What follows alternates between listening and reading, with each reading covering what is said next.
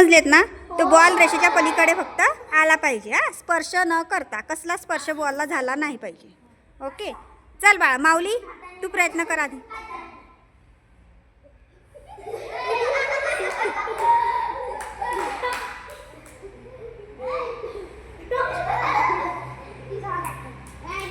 झाला, छान.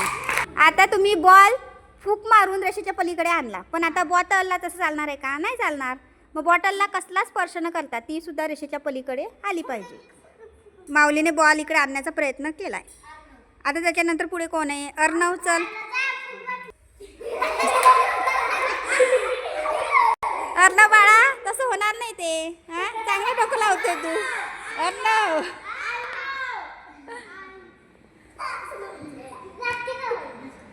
ती बॉटल हलकी नाही आहे, जड आहे बॉटल, पाण्याने भरलेली आहे. हां, सांगा कोणाकडे काही आहे का उपाय?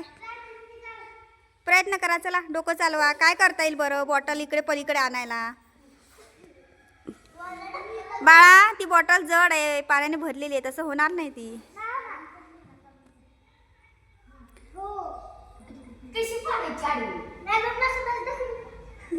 काय करता येईल बरं आपल्याला बॉटल इकडे आणण्यासाठी?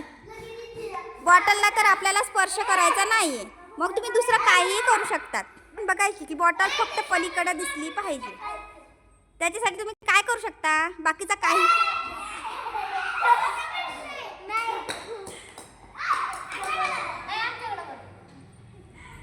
पण बॉल तर तुम्ही हातात पकडताय का नाही? तसं सुद्धा नाही चालणार.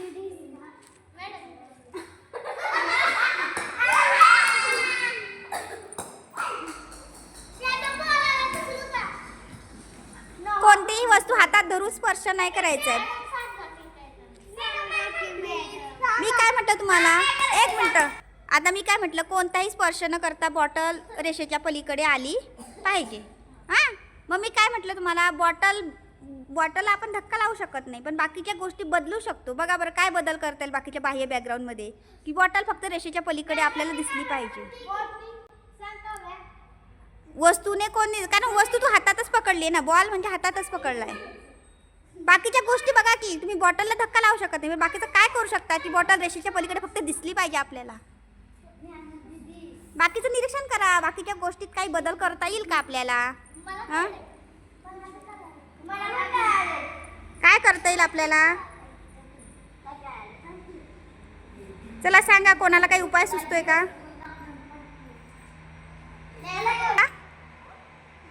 नाव काय तुझं? सांग.